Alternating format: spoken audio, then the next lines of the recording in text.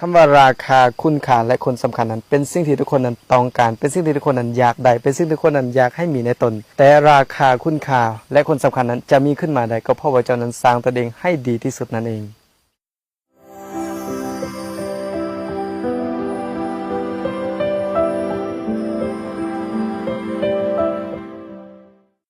ขอเจริญสินเจริญพรทั้งออกตนญาณทั้งหลายยินดีต้อนรับเข้าสู่ช่องธรรมะก่อนนอน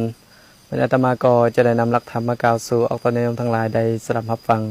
ว่าด้วยหลักธรรมที่เอิ้นว่าราคาคุณค่า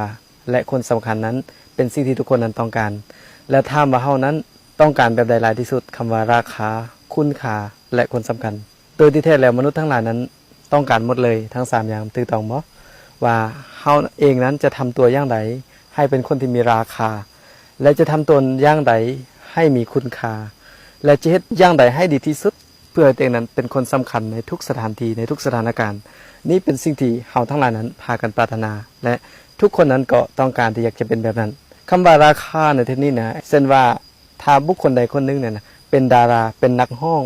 เป็นนักธุรกิจหรือว่าเป็นไลฟ์โค้ชไปบรรยายอยู่บนใดบนหนึ่งเขาจะต้องถามก่อนว่างานนี้ราคาเท่าไหร่แสดงว่าค่าตัวเจ้านั่นน่ะจะเอาเท่าไหร่อันนี้คือเป็นคนที่มีราคาไปแล้วถ้าเฮาเนี่ยเป็นคนธรรมดาแล้วนะถ้าเฮาบ่เฮ็ดตัวเองเนี่ยให้ดีที่สุดหมายถึงว่าถ้าบ่สุกอยู่ตัวเองให้ดีที่สุดแล้วถามว่าเฮานั้นจะมีราคาถึงปานนั้นบ่เห็นบ่ฉะนั้นคนส่วนหลายนั้นจึงพยายามทำตนเองนี่ให้เป็นคนที่มีราคาในที่หมายถึงเฮ็ดตัวเองเนี่ยให้ดีที่สุดนะเฮ็ดตัวเองเนี่ยให้ดีที่สุดเพื่อการที่ประสบความสำเร็จในธุรกิจด้านใดด้านหนึ่งบ่ว่าจะเป็นนักร้องก็ตามจะเป็นนักการเมืองก็ตามจะเป็นนักธุรกิจอันใดอันหนึ่งก็ตามหรือเป็นแพทย์เป็นหมอหรือไลฟ์โค้ชอย่างก็ตามเขานั้นพยายามเฮ็ดตัวเองนั่นนะให้เป็นคนที่มีราคานะถ้าเป็นดาราก็เช่นเดียวกันจะไปงานนั้นงานนี้เขาจะต้องถามว่าค่าตัวเจ้าแม่นเท่าใดหรือความเป็นนักมวยสินะบางคนเป็นนักมวยนี่จะขึ้นไปชกเทื่อเดียวนี่เขาก็ต้องถามว่าค่าตัวนี่เท่าใดในการขึ้นไปชกนั้นอย่างนี้ฉะนั้นนี่แหละจึงเอิ้นว่าคนส่วนหลายเนี่ยนะปรารถนาให้ตัวเองเป็นคนที่มีราคาเมื่อมีราคาแล้วยังบ่พอเอาอย่างไรยังบ่พอยังทำตนให้มีคุณค่าด้วย